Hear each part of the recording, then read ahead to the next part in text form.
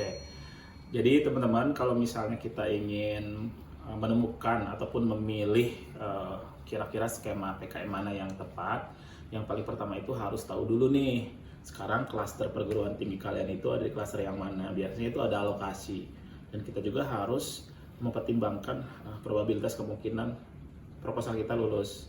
Itu kita harus cari kemungkinan celah PKM yang memang enggak terlalu banyak diikuti. Kalau PKM RSH atau preset lah ya, ataupun PKM PM pasti banyak gitu. Tapi itu kan kembali lagi ke pilihan ya. Bisa jadi semua pilihan benar, yang beda itu kan resikonya aja ya. Kalau mau memilih yang mainstream yang banyak diikuti dan siap untuk berkompetisi silahkan. Tapi mungkin ada baiknya juga mempertimbangkan skema-skema yang baru, dan bisa jadi mungkin probabilitas untuk lulusnya itu lebih besar. Ya, salah satu hal yang mungkin bisa kalian ketahui ketika misalnya, biasanya kan sudah ada infografis ya dari pihak Diktinya. Maksudnya yang tertarik di beberapa beberapa skema PKM yang lebih banyak diminati. Tapi memang dari tahun ke tahun untuk beberapa PKM kayak misalnya penelitian dan pengabdian itu pasti banyak sih. Apalagi yang PKMK juga sama gitu. Jadi kalau yang skema-skema yang memang udah established lama, ya udah lama banget, itu pasti peminatnya cenderung statis dengan animo mahasiswa yang ikutnya juga lebih banyak dibandingkan dengan skema-skema baru gitu. Dan itu saya yakin mungkin itu lebih visible ya, maksudnya lebih memungkinkan kalian bisa lulus.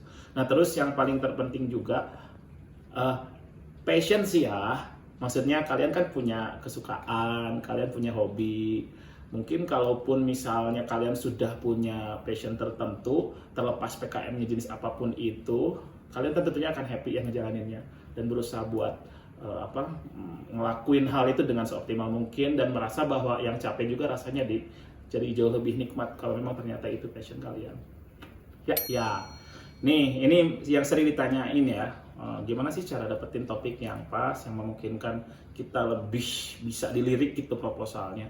Kebetulan saya juga salah satu reviewer internal, saya juga coba nanya-nanya juga dengan reviewer yang sudah menghalang buana di dunia per-PKM-an. Rata-rata mereka itu, kalau untuk yang tahun sekarang di highlight banget, judul itu gak boleh disingkat, dan topik-topik yang memang sedianya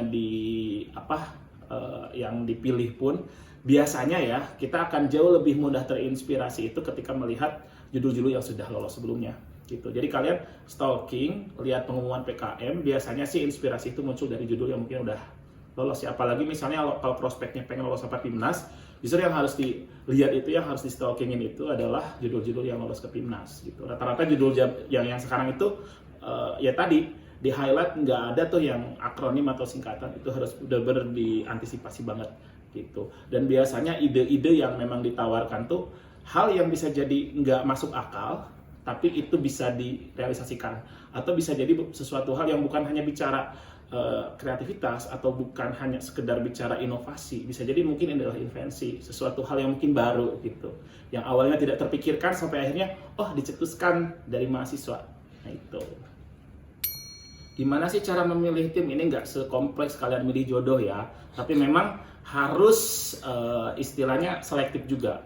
Bisa jadi mungkin bestie kalian yang kalau emang udah tahu kemampuannya ya, daripada yang lain, kenapa nggak bestie dulu, itu yang terdekat dulu.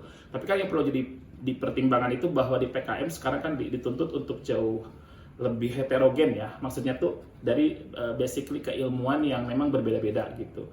Jadi kalau hanya yang memang satu jurusan, kebetulan emang bestinya misalnya satu jurusan, silahkan. Tapi mungkin kita juga harus mempertimbangkan karena memang salah satu indikator kelulusan itu harus variatif, harus ada tuh teman yang dari jurusan lain yang harus diajak. Tapi kalau misalnya bicara bagaimana kemungkinan chemistry-nya dapat atau enggaknya ya, itu mas sebenarnya kalian mungkin punya trik tersendiri ya. Tapi kalau saya secara pribadi biasanya kalau saya merekomendasikan mahasiswa itu, coba misalnya kalian itu istilahnya stalkingnya tidak hanya di tataran pertemanan kalian aja. Bahkan kalau saya sebagai pembimbing itu suka merekomendasikan kepada mahasiswa, atau mungkin saya juga ikut ngebantu ke dosen yang ada di fakultas lain untuk bisa merekomendasikan nama yang bisa diajak join gitu, untuk bisa berkolaborasi bersama.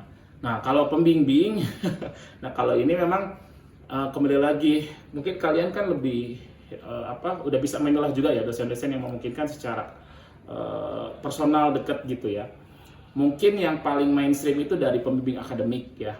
Tapi kalau ternyata pembimbing akademiknya chemistry-nya kurang dapet, sebenarnya nggak harus terpaku pada jurusan. Misalnya mentang-mentang satu jurusan, otomatis dosennya harus dari jurusan yang sama. Bisa kok dari dosen dari jurusan yang lain juga gitu. Yang jelas ya kalau kalian punya kedekatan secara personal tapi dalam konteks komunikasi tetap profesional, ya mending itu yang dipilih gitu. Maksudnya yang lebih nyaman komunikasinya ketika pas proses pengerjaannya pun mungkin kan kalau yang sudah chemistry-nya dapat tuh lebih nyaman juga. Itu daripada kita memaksakan misalnya di plotting sama prodi tapi ternyata itu kurang pas walaupun sama satu jurusan gitu. Lagi-lagi di PKM itu nggak dilihat gitu ya, maksudnya harus satu jurusan atau enggak. Tapi pada skema-skema tertentu agak tricky sih.